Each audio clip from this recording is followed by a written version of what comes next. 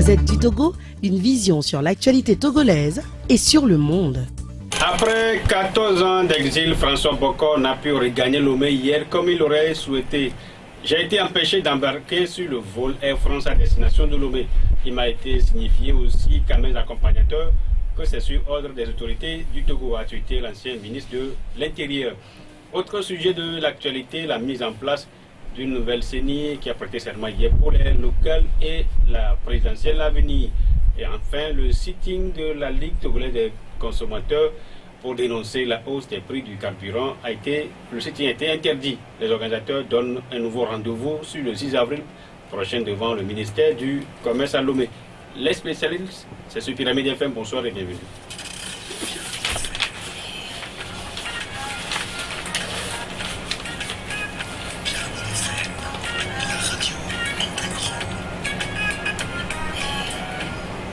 Spero Maoli, bonsoir. Bonsoir Honoré, bonsoir à tous les auditeurs de Pyramide FM. Spero Maoli, il est le président du CACIT, collectif des associations de lutte contre l'impunité, notre second invité, et Delphonse Akbaki. Delphonse, bonsoir. Bonsoir Honoré et bonsoir à tout le monde. Delphonse Akbaki, lui, il est le directeur du site La Gazette du Togo. Notre troisième invité, il va nous rejoindre incessamment. Spero, le CACIT s'intéresse à la vie des prisonniers, leur santé surtout. Oui, oui, évidemment. Vous savez que les conditions de détention carcérale, les conditions aussi bien la vie de tous les citoyens, aussi bien en liberté que retenus pour un quelconque motif, est un sujet de protection et que en tant qu'association qui lutte pour la promotion et la protection des droits de l'homme, il urge que nous puissions regarder de près ou de loin cette situation-là. Et surtout quand nous sommes dans une situation de détention ou de prévention, avec ce que nous connaissons de nos prisons au Togo, je crois qu'on ne doit pas se lasser d'être aux côtés des prisonniers, sans être pour autant d'accord sur ce qu'ils ont commis avant d'aller là-bas. Mais ils ont toujours leur dignité humaine qu'il faut préserver. Et c'est pour cela que le CACIT, comme d'autres associations évidemment, essaie d'apporter son concours, son soutien à ce que ces droits humains soient respectés pour ces prisonniers-là. Qu'est-ce qui a été fait précisément, puisque j'ai vu sur certaines images que vous avez nommé des responsables prisonniers pour veiller sur la santé des autres? En fait, ce n'est pas pour veiller sur la santé, mais c'est pour veiller sur tous les droits des autres. Nous avons l'habitude de former des points focaux, des personnes alertes, comme nous les appelons, des sentinelles qui connaissent, on leur fait des formations aussi bien juridiques que parajuridiques, et en plus on leur offre des apprentissages pour qu'à la suite de leur libération, ils puissent quand même se prendre en charge, parce que malheureusement au Togo, le système de réinsertion n'est pas encore au point, ça n'existe pratiquement pas, et donc nous essayons de les aider d'abord à réclamer et à user de leurs droits sur les lieux de détention, mais ensuite quand ils seront sortis, à pouvoir se prendre en charge. Et donc ce qui fait que nous formons des gens sur ce qui peut être violation ou atteinte aux droits humains en prison, et donc de sorte que ces gens-là veillent sur les autres, et dès qu'il y a de ces violations-là, ils nous signalent ça au plus tôt,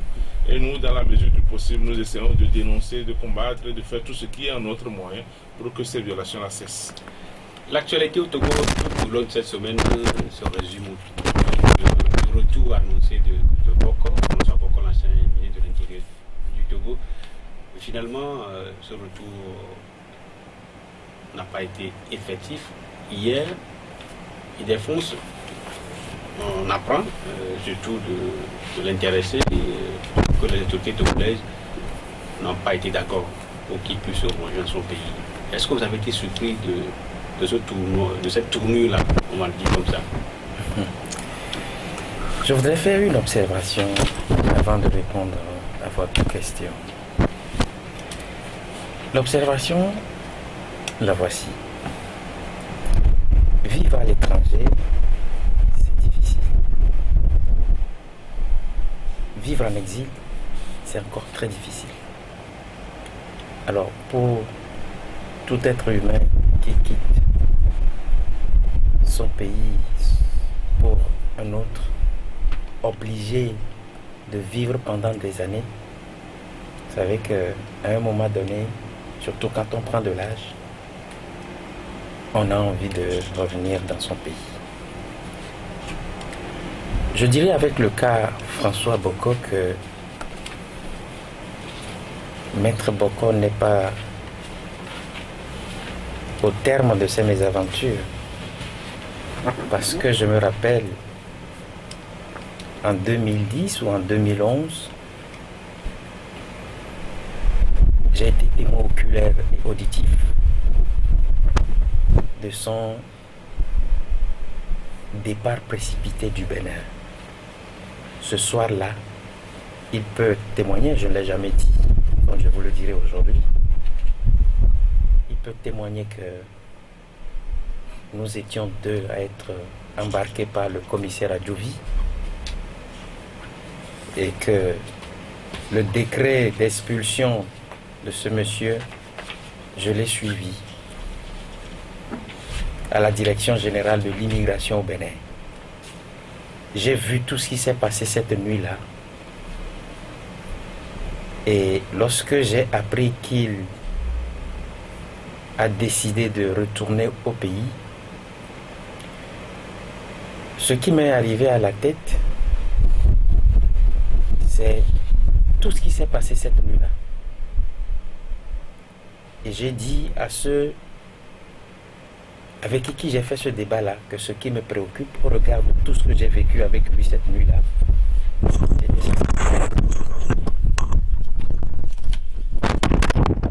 ce qui se passe dans le dossier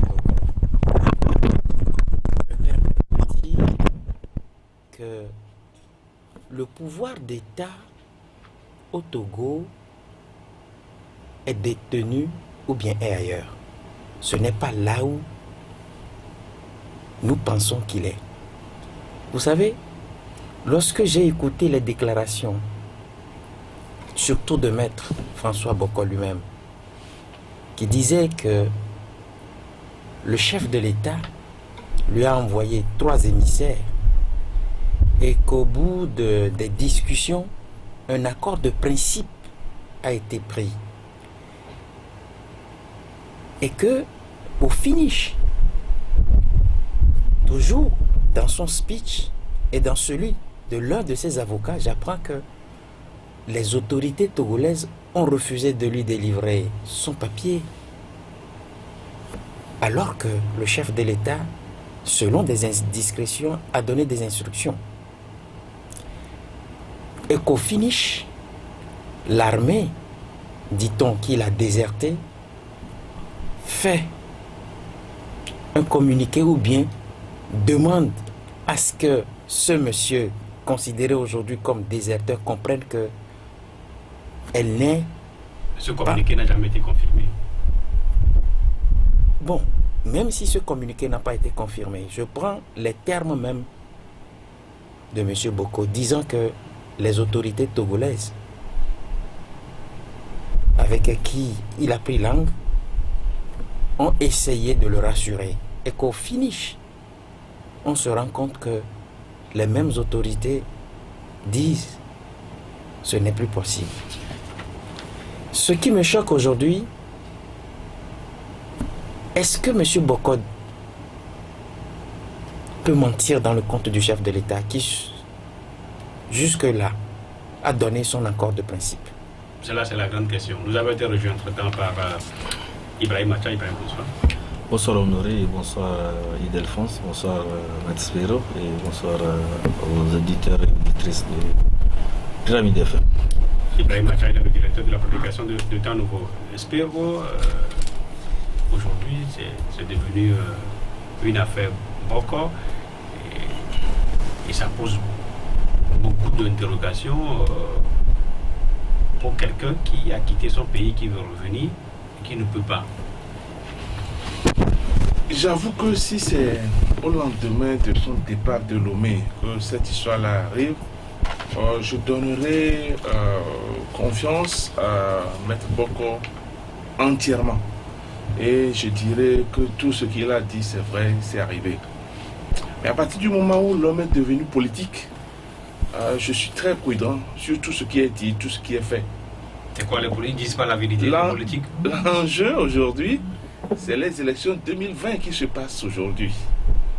Et étant entendu qu'on a déjà appris sur les médias, de façon officielle ou de façon privée, que M. Bokor se présente ou veut se présenter à la législature suprême, fait déjà que tout ce que fait l'homme doit être analysé entièrement avant de pouvoir prendre des positions.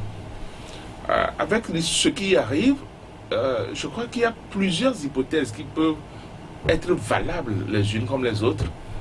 Mais je crois qu'il y a une première victoire pour le candidat Bokor. C'est sa publicité. Aujourd'hui, vous nous faites faire une émission sur Bokor. C'est de la publicité, c'est les campagnes que nous faisons pour lui. C'est un Togolais en détresse. Je suis d'accord avec vous. Maintenant, je vais prendre les hypothèses. La première hypothèse, on considère que M. Bokor a dit vrai, qu'il a été empêché. Je pense que ce serait alors extrêmement grave parce que la constitution togolaise permet à tous les citoyens togolais d'aller librement et de venir sur le territoire togolais. Et donc si on l'empêche de venir réellement, je crois que c'est le devoir de tous les défenseurs des droits de l'homme, de toutes les personnes éprises de démocratie, de dénoncer parce que ce n'est pas normal. Et donc, première hypothèse, il dit vrai, et alors ce serait vraiment dommage que le gouvernement use de ces moyens-là. Mais même si c'est vrai, je pense qu'il y a un petit bémol à mettre là-dessus. Parce que même si on sait que les raisons d'État peuvent motiver des accords secrets entre des États, ce qui suppose que le gouvernement togolais aurait pris contact avec le gouvernement français, il y a des choses qui ne peuvent pas se faire si aisément. Parce qu'on ne va pas dire à un avocat, à un juriste, que vous n'allez pas embarquer sans vous donner un argument réel. Et sur la base de cet argument-là, M. Bokor devait pouvoir voir s'il peut rester en justice contre le gouvernement français, s'il peut réclamer des choses au gouvernement français, sauf s'il reconnaît qu'on a trouvé un argument de poids et qu'il ne peut pas dire publiquement, qui l'empêche de faire autre chose que ce qu'il est en train de faire. Mais hier lui-même il a dit que bon, oui, on lui a dit que s'il embarquait l'avion ne pouvait pas atterrir à Lomé. Bon, c'est peut-être ce qu'il a dit, mais dans quelle mesure ça ne va pas atterrir? Pour atterrir, il faut avoir l'autorisation. Oui, mais est-ce que ça signifie que réellement il y a eu cette pression-là? S'il y a eu cette pression, mais écoutez, il y a des hommes d'affaires sur le vol qui doivent forcément vouloir venir à Lomé. Si M. Bokor sait qu'il peut venir, il serait là. Mais est-ce que lui-même, on lui aurait peut-être pas montré les dangers de la position du gouvernement togolais s'il tenait coûte que coûte à arriver pour sa sécurité? Mais étant entendu que d'ailleurs, et là encore, je suis un peu... je mettrai beaucoup de bémol dedans, puisque M. Bokor est connu. S'il descend aujourd'hui et qu'il lui arrive un problème, même si c'est en dehors de toute ingérence du gouvernement, à 98%, tout le monde va dire que c'est le gouvernement. Et donc, j'imagine mal qu'on le laisse arriver, ça c'est clair, s'il est vraiment opposant à ce gouvernement-là. Je dis si parce que c'est une autre hypothèse. Il se pourrait que ce soit tout simplement une machination, un accord secret entre lui et le gouvernement. Moi, je dis du n'importe quoi peut-être, mais je suis, en termes de politique, j'ai appris à connaître les politiques. Ils font des accords extraordinaires, qui ont des résultats extraordinaires, qui vous font tomber des nues. Et quand vous avez ces informations-là, c'est franchement horrible. Et donc, je ne veux pas laisser de marge et commencer par dire « Ah, on empêche véritablement M. Bokor ». Vous voyez comment les choses sont arrivées, par exemple, avec Tshisekedi, qui est devenu président au Congo. Tout le monde pensait qu'il était véritablement contre Kabila. Aujourd'hui, tout le monde sait qu'il y a, enfin, tout le monde suspecte qu'il y a eu une alliance entre les deux. Donc, vous voyez, ça fait suffisamment de points d'ombre pour que moi, personnellement, je trouve qu'on fait un débat hors proportion. hors proportion. Et il faudrait faire attention lorsque c'est les politiques qui sont en train de supputer sur leurs événements, surtout en sachant que nous sommes en 2019 et que l'enjeu c'est 2020. Ibrahim Acha, Maître Boko a précisé, je déplore l'attitude des autorités de mon pays, le Togo, qui ont interdit à Air France de m'embarquer ce matin à Roissy Charles de Gaulle. Hier, il aurait dit, ce comportement d'un autre temps est indigne et contraire à l'esprit de paix et de réconciliation. Bon, c'est vrai que c'est une déclaration faite par M. Achilles Soboko. Et ce qu'il faut préciser dans cette affaire, c'est que ça se passe sur le territoire français. Et ce n'est pas au Togo, ce n'est pas à l'aéroport Gnassingbé Yadema que l'affaire s'est posée. Il est arrivé, on l'a refoulé, vous comprenez. Donc tout se passe sur le territoire français. Et il est français, il est sous la protection de la France. C'est ça les détails que les gens aussi doivent savoir. Il est sous la protection de la France. Donc si la France estime que M. Boko, vous ne pouvez pas arriver au Togo, c'est par rapport au flot d'informations qu'ils ont à leur disposition. Moi, je ne. Mais est-ce que ce n'est pas inquiétant que Togolais ne puisse pas revenir chez lui? Non, le problème, dans le cas précis de M. Boko, c'est qu'il a le passeport français. Et vous savez que tout étranger qui doit arriver au Togo doit avoir le visa. Est-ce qu'il avait le visa? C'est la question que nous nous posons. Est-ce qu'il avait le visa pour atterrir au Togo? Parce qu'il est détenteur d'un passeport français, c'est le passeport français qu'il utilise. Et il est sous la protection, il a même claironné, il a même signifié sur TV5 Monde qu'il est sous la protection de la France. Vous comprenez? Donc tout ce qui est orchestré autour de sa venue, tout ça là, c'est un homme politique. Il peut faire, nous parlons de M. Spero parlait tout de suite de la publicité pour la personne. Et donc tous les moyens sont bons pour les politiciens pour se mettre en vedette. Et si par exemple on essaie encore de revenir, est-ce qu'on a fait tout ce bruit là? Parce qu'après tout c'est le nom du Togo. Mais ce n'est pas, je vous dis que c'est en France que ça se passe. Air France, c'est une compagnie, c'est une compagnie nationale de la France. Sauf qu'ici on cite le nom des autorités togolaises. Mais c'est ce que elles qui ont refusé. C'est ce que M. Boko dit. Et jusqu'à présent, il n'y a pas eu de démenti. Des officiels togolais. Oui. Mais il y a, je pense avoir lu quelque part où M. Tama de la présidence, je ne sais pas si j'ai encore souvenance de ce site, mais jusqu'à la fin je vais me rappeler, où il disait que l'État togolais n'a rien à voir dans cette affaire. D'ailleurs, il ne savent même pas que c'est un candidat qui arrive. Vous comprenez? Et donc, l'affaire se passe en France, sur le territoire français. Et c'est une compagnie nationale, une compagnie française qui a refusé d'embarquer un citoyen français en destination du Togo. Donc que cela ne soit pas... je sais pas, je ne vois pas la polémique dans cette affaire. C'est entre les Français eux-mêmes. Ah bon? Donc pourquoi on n'est plus togolais? Je ne le dis pas. Je dis il a le passeport français. Et il voyage avec un passeport français. Il a bien dit qu'il demandait qu'on lui fasse ça c'est un autre détail. Ça c'est un autre détail. Ça c'est un autre détail. Vous comprenez? Qu'il arrive à se faire établir tout ça là, je pense que bon, c'est ce qu'il y a lieu de faire. Et si il va arriver, vous comprenez? Donc, mais ce qui s'est passé, c'est que la scène là, ça s'est passé en France. Et ce sont les autorités françaises même qui ont refusé à leur compagnie nationale d'embarquer un citoyen français qui venait au Togo. C'est simple comme ça. J'espère que vous voulez ajouter quelque chose. Oui, je pense que je n'irai pas jusqu'à affirmer un certain nombre de choses que Ibrahim est en train d'affirmer. Non, je n'affirme rien. Mais c'est ce que j'ai constaté. Histoire de dire que c'est les Français qui ont dit à son compatriote de ne pas voyager. Moi, je n'irai pas jusque-là.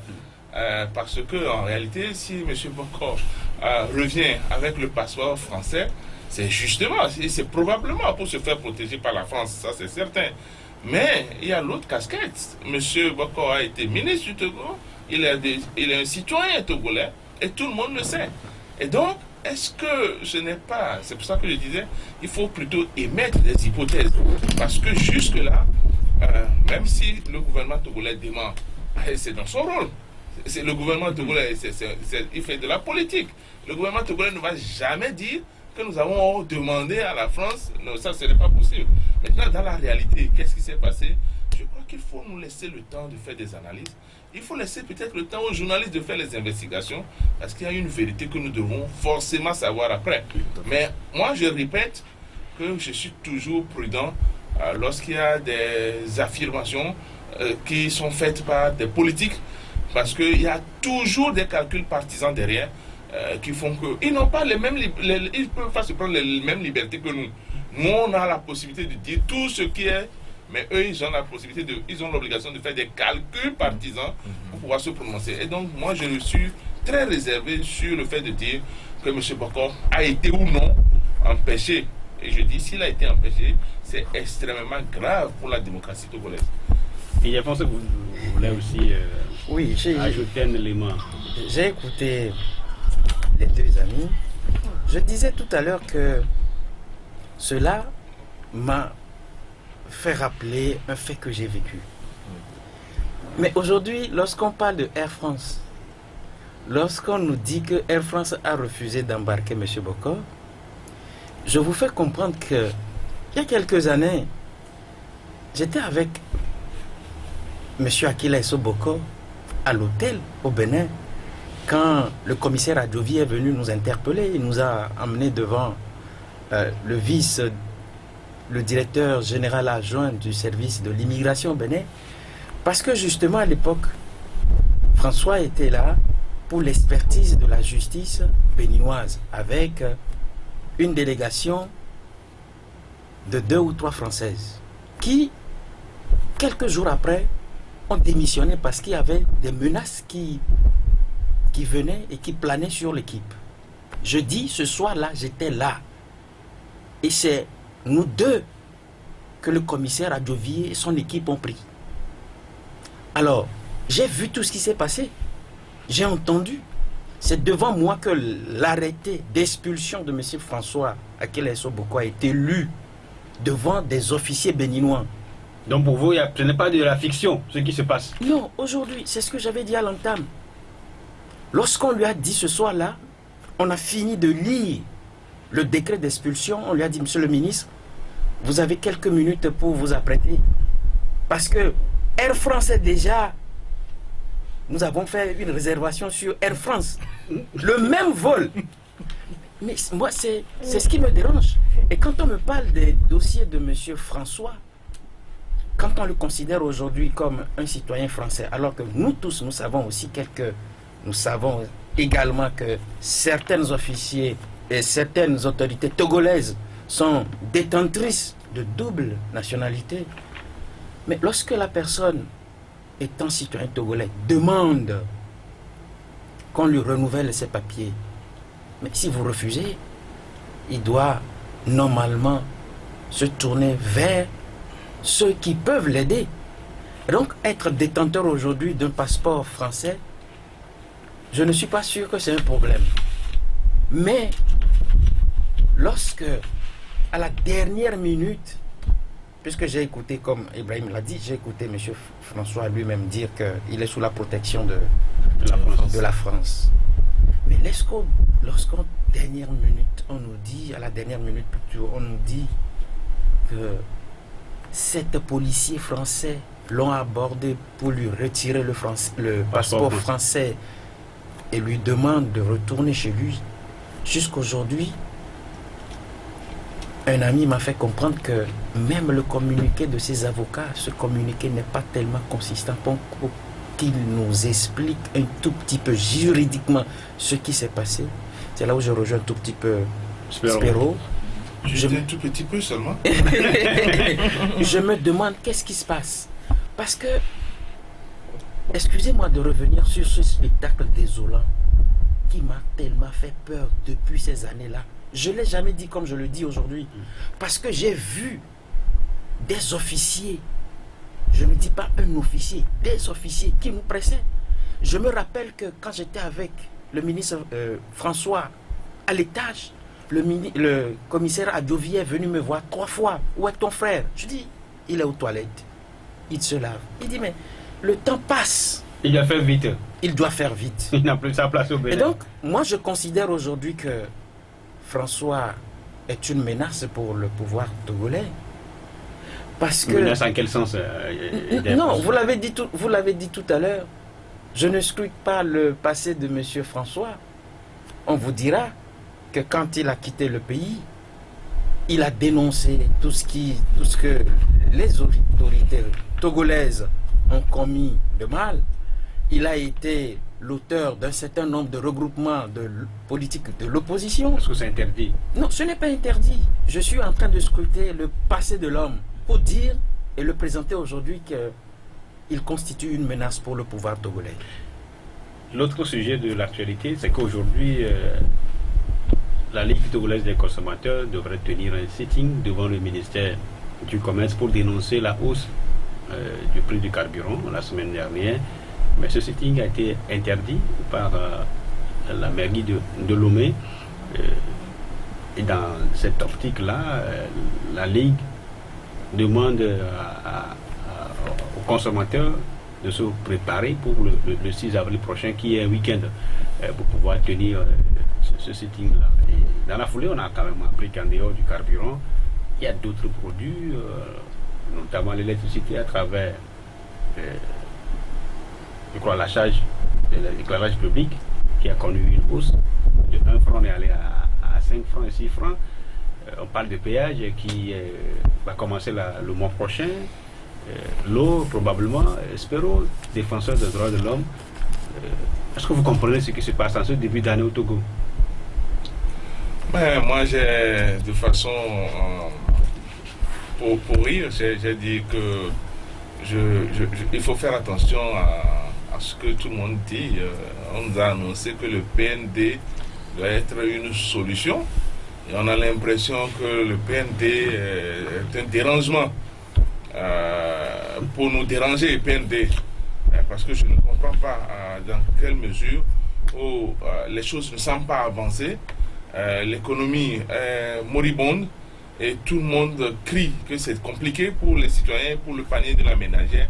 Et dans le même temps, on ne fait que augmenter les taxes. Et les justifications de ces augmentations-là ne semblent pas tenir. Vous voyez, par exemple, pour l'augmentation au niveau de la taxe douanière, la taxe pour les voitures, là, en quoi c'est dû? On nous a expliqué que c'est pour l'entretien des routes, alors que c'est déjà prélevé sur le carburant. Et donc ça fait des choses à la hausse inutilement. On augmente le truc du courant, alors qu'on sait qu'il y a des délestage sous forme déguisée tout le temps. Mais qu'est-ce qu'on veut pour cette population-là? Je pense qu'il y a lieu de s'interroger un peu sur l'aspect social de ce que fait le gouvernement togolais. Je crois que les ministres en charge de tous les aspects sociaux doivent pouvoir se rasseoir, reconsidérer les mesures qui sont prises et voir vraiment si ce qu'on est en train de faire là, ça permet aux citoyens togolais de vivre. Parce que franchement, on augmente la misère de la population togolaise. Il y a quelque temps, ce n'était que 20% qui étaient à l'aise. Je pense qu'aujourd'hui, on doit plutôt donner les chiffres inverses.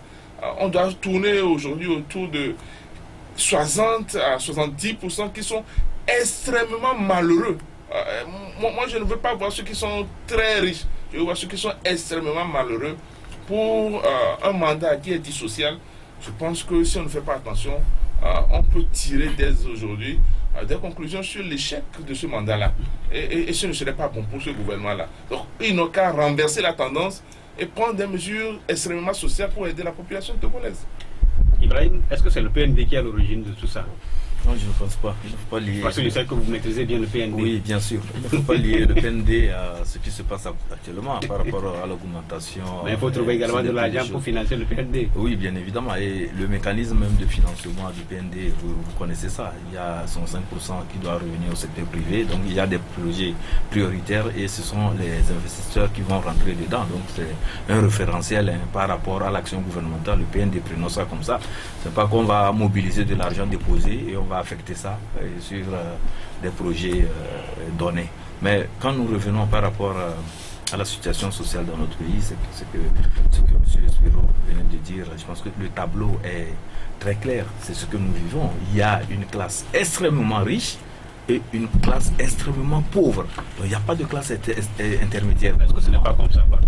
Et on peut Non, avoir des c'est pas riches, comme on ça. peut pas avoir que des riches ou bien que des pauvres. Non, on peut avoir des riches, des moins riches, des pauvres, des gens des moins qui sont des moins pauvres, des gens qui sont dans une situation intermédiaire. Voilà, dans certains pays c'est comme ça. Quand l'économie est bien organisée, je pense que c'est comme ça. Mais quand vous avez une situation de deux blocs seulement, des gens qui sont extrêmement riches et des gens qui sont extrêmement pauvres, c'est qu'il y a problème.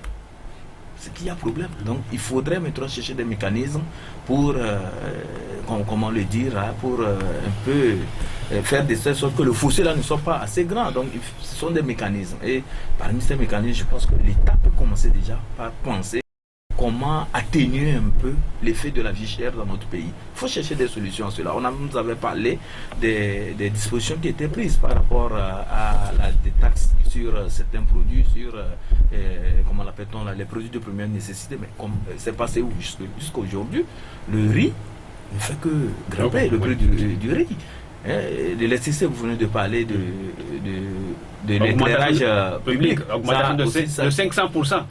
Bon, de 500%, oui, là-bas, on est passé de 1 à 5 francs, ça fait 500%. Par rapport à la tranche dans laquelle on se situe, et surtout qu'à ce niveau, on a besoin de l'éclairage public. C'est un besoin, je peux dire que c'est avéré que c'est un besoin, il le faut, parce qu'on ne peut pas évoluer dans l'obscurité, vous le savez très bien. Bon, quand je quitte en tout cas ce niveau, et je vais au niveau des produits de première nécessité, je prends par exemple, quand vous allez sur le marché, le sucre par exemple, la farine du blé et tout ça là. Donc il y a une légère augmentation sur ces choses-là. Or, c'est des choses qui sont très importantes pour nous en matière d'alimentation, en matière de logement et tout ça là. Donc l'État doit pouvoir chercher des mécanismes pour pouvoir atténuer l'effet de ces augmentations-là sur la population. Le port, c'est à nous.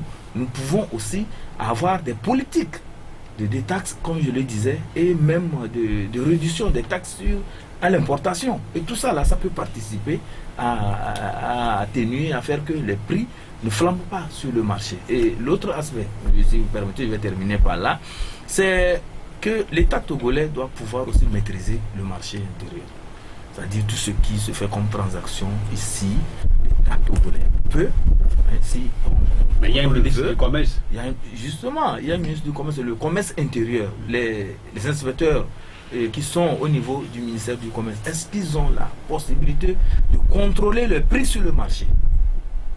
C'est ça aussi la question. On peut faire les détails, mais quand les opérateurs véreux, autant pour moi, je ne dis pas tous, certains vont arriver sur le marché, mais ils vont se livrer à des spéculations, ils vont augmenter des prix comme ça, comme ils l'entendent, et ce que sera comme conséquence, c'est sur la population, c'est sur la masse, vous comprenez? L'OTR aussi, vous comprenez? Il y a aussi ce problème-là, parce que certains opérateurs avec qui nous avons discuté ont parlé des charges en matière de taxes.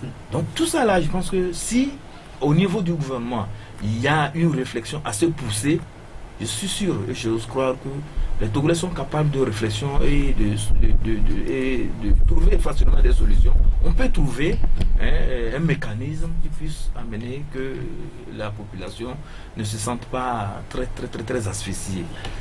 Il y a pensé quoi qui? Vous savez, il y a quelque chose qui m'a toujours dérangé lorsque les choses se passent comme ça au Togo et que des gens comme moi, nous arrivons à dire que cela dépasse le cynisme. Cela dépasse le cynisme. Vous nous avez bourré les oreilles de ce que le mandat de M. Faure Gnassingbé est un mandat social. Qui vous a bourré les oreilles? C'est un mandat social, c'est ce qui a été dit en 2015. Et après, je suis malheureux de le dire que, bizarrement, c'est sous ce mandat social-là que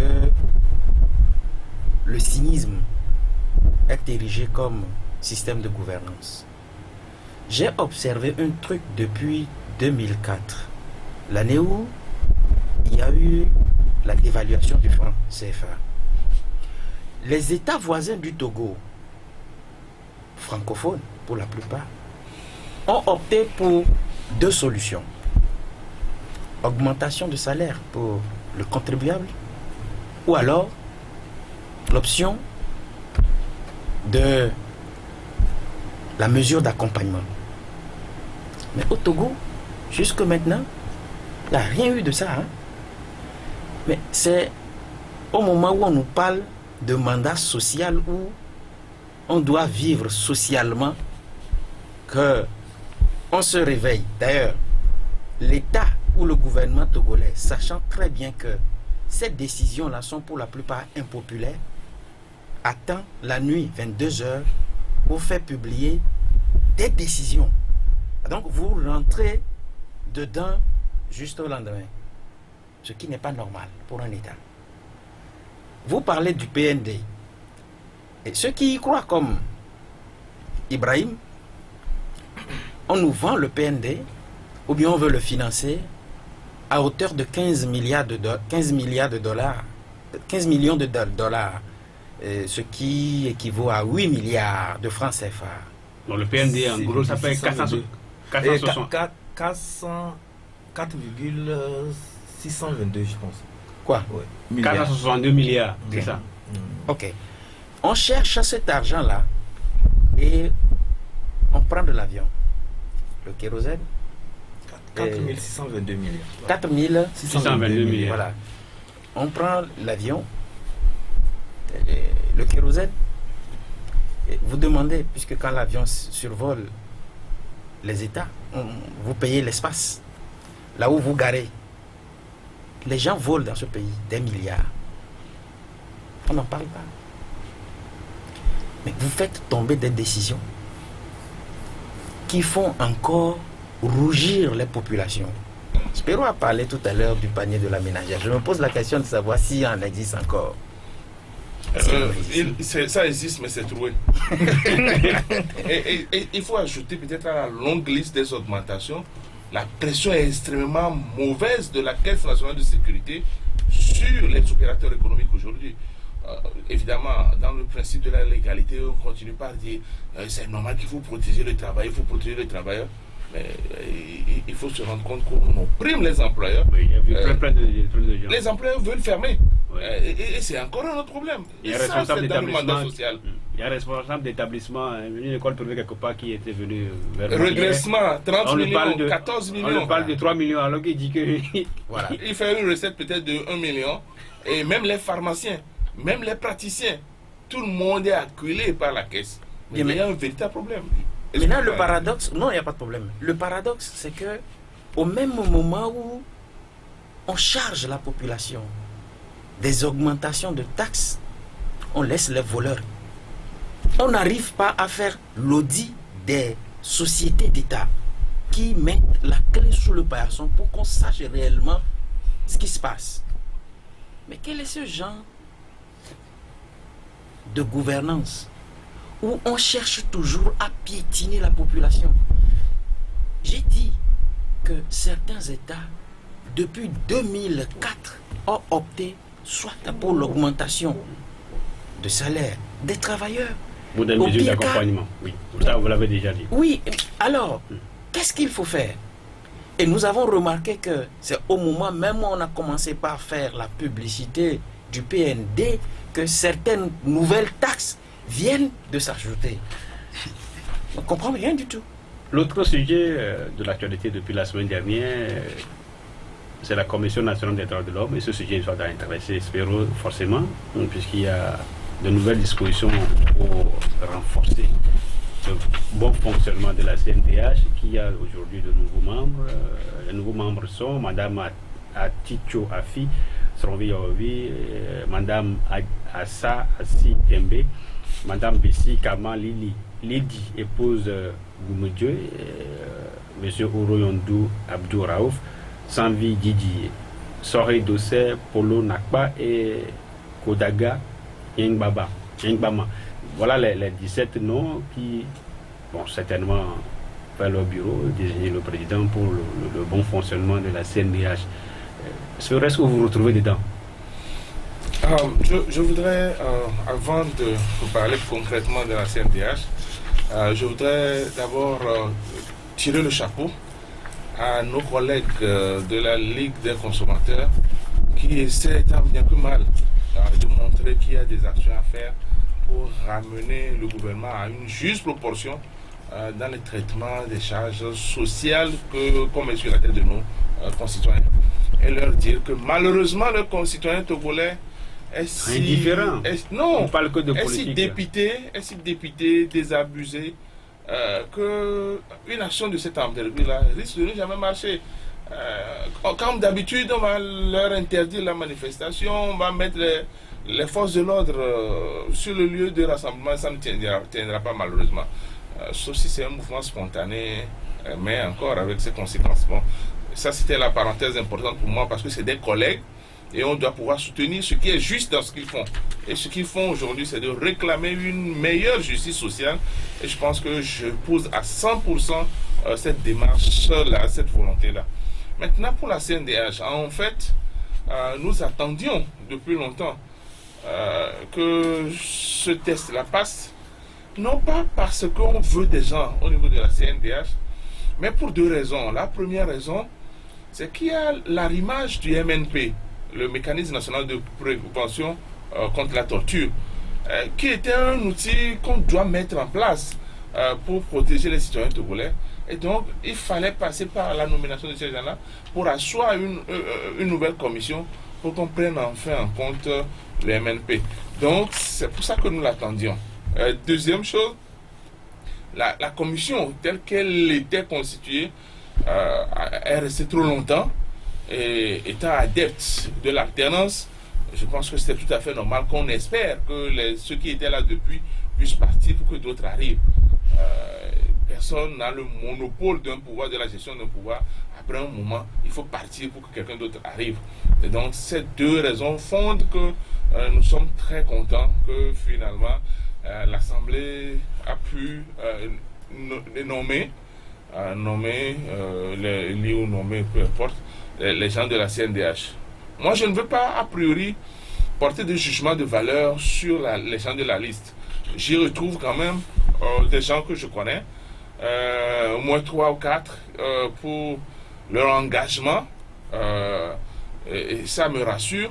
Mais vous savez, la CNDH a toujours brillé par son manque de moyens et par son confinement sous le pouvoir par moment. Et donc, je préfère attendre et voir comment les gens là pourront mettre en place des mécanismes réels pour protéger et promouvoir les droits de l'homme au Togo. C'est ce qui nous intéresse. Et je peux les rassurer que, comme d'habitude, le CACIT est disposé à collaborer avec eux si ce qu'ils recherchent, c'est véritablement la promotion et la protection des droits de l'homme. Peu importe la personne qui est là-bas. Nous, notre principe, c'est que dès que vous voulez protéger les droits de l'homme, nous sommes à vos côtés et c'est ce qui nous intéresse. Ibrahim, c'est un nouveau pas qui vient d'être franchi. Est-ce que ça peut réussir maintenant à redérer un peu l'image de la CNDH qui, il faut le rappeler, a été garnie par le feuilleton Kofi Kounté? Je pense que depuis le retour, depuis plutôt la prise de fonction de M. Cissé, l'ex-président, je pense qu'il y a eu un peu d'avancée dans le fonctionnement de la CNDH. Et j'ose croire que ceux qui sont venus maintenant vont poursuivre sur cette lancée et faire de telle sorte que la CNDH puisse intervenir et assister les citoyens qui sont dans des situations de détresse et qui sont confrontés à des situations où il faut obligatoirement les aider et faire prévaloir leurs droits. Et tout ce que vous avez cité sur la liste, en tout cas, il y a certains que je connais, certains que je ne connais pas, et forcément. Et ce qui me tient à cœur, c'est le fonctionnement de l'institution. M. Spero venait de dire qu'il y a eu par moment des velléités que cette institution-là soit embrigadée et soit totalement disons, contrôlée par le pouvoir. Donc si ils travaillent et font un travail extraordinaire et se démarquent, je pense qu'il n'y aura pas de velléité à ce qu'ils soient complètement confinés dans des officines politiques que nous connaissons très bien. Bon, l'autre peut-être aspect, c'est très important, c'est le mécanisme de prévention de la torture, parce que je me rappelle qu'il y avait une institution qui est basé à Genève, qui était arrivé, je vais parler de M. Novak, qui était arrivé et qui voulait qu'il y ait vraiment au niveau du Togo un mécanisme comme ça au niveau des droits de l'homme pour prévenir les cas de torture. Et donc si avec cette nouvelle équipe, ce mécanisme venait à prendre effet, je me dis que ça peut améliorer beaucoup de choses en matière de droits de l'homme, surtout au niveau des commissariats, au niveau des choses où il y a souvent des détentions préventives, il y a aussi les mécanismes d'interrogatoire et tout ça là, ça peut aussi améliorer certaines choses et je pense que l'association des droits de l'homme ne fera qu'avancer et on n'assisterait plus à des cas de non-droit, des cas où des citoyens togolais sont opprimés et n'arrivent pas à jouir de leurs droits et de leur liberté. Et des réponses, vous, à votre niveau, il me semble qu'il y a des irrégularités dans ces nominations, dans la désignation de ces membres, nouveaux membres. Je crois que Spero a dit tout à l'heure qu'il ne voulait pas porter des jugements de valeur sur ceux qui composent la commission. Mais vous allez faire ça. Mais moi, je trouve qu'il y a des couacs. Plus grave que couac, je ne sais pas quel prédicat ou adjectif il faut utiliser. Sinon, lorsque je me réfère à la loi organique 2018/006 du 20 juin 2019 relative à l'organisation, la composition et fonctionnement de la CNDH en son article 31, cette loi organique rend incompatible le statut de membre de la CNDH et des fonctions militaires. Or, sur cette liste-là, Madame Lydie Bessi Kana, épouse Goumedjoué, est un officier.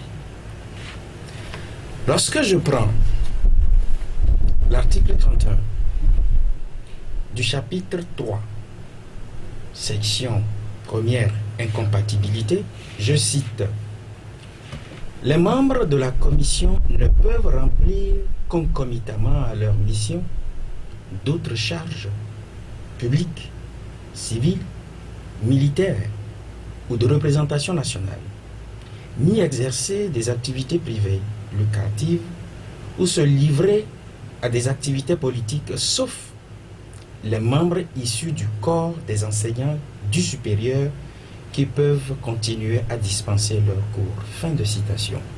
Lorsque je prends cette disposition de la loi organique et que je me rends compte également que le statut des forces armées togolaises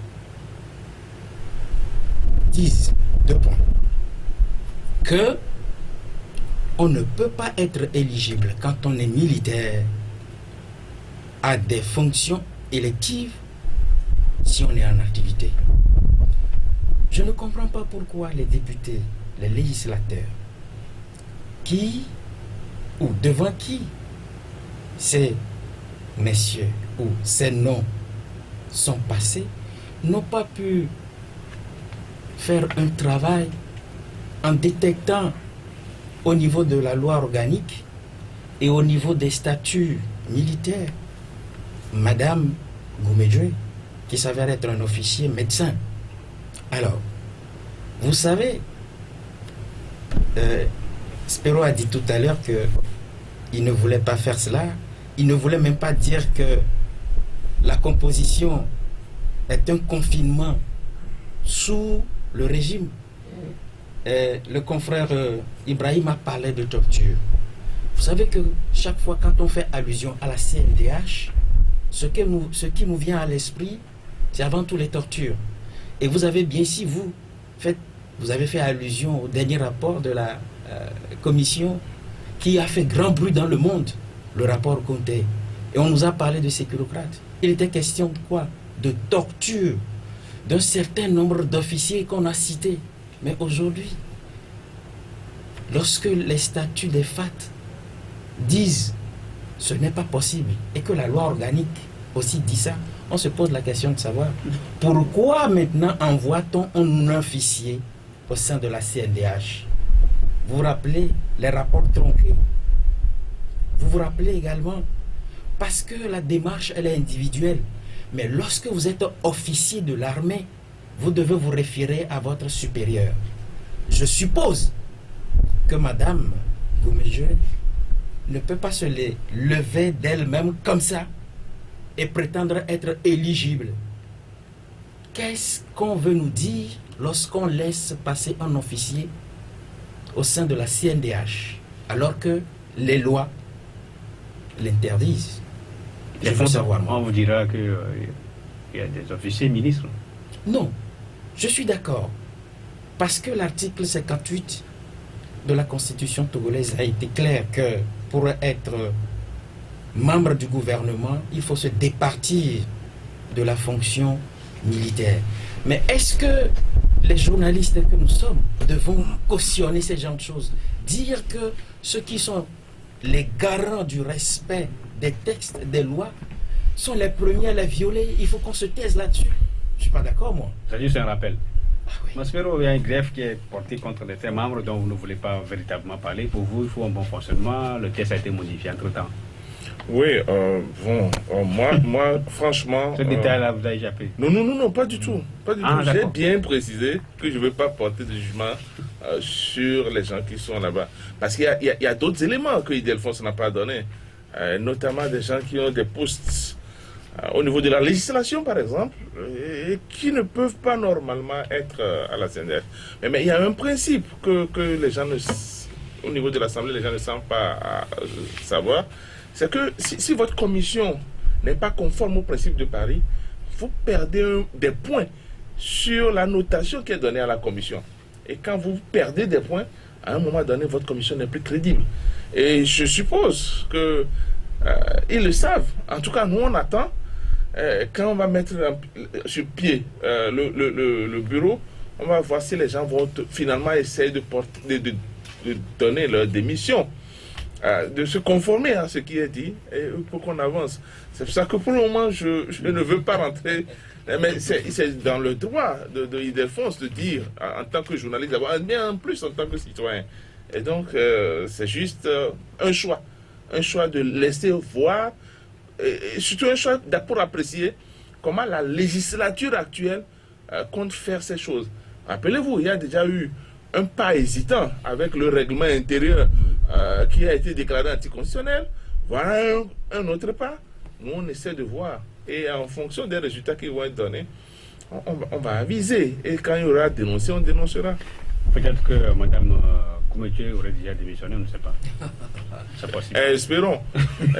Mais pourquoi ne pas démissionner officiellement? Pourquoi pas? Voilà, on va s'arrêter là. Maspero Maule, il est le président du CACIT, le collectif des associations de lutte contre l'impunité au Togo. Ildefonse Akpaki, directeur du site La Gazette du Togo, et Ibrahim Mahacha, directeur de la publication de Temps Nouveau. L'émission a été mise en onde par Romaric Freitas. Bon week-end chez vous, en compagnie de nos programmes. La Gazette du Togo, une vision sur l'actualité togolaise et sur le monde.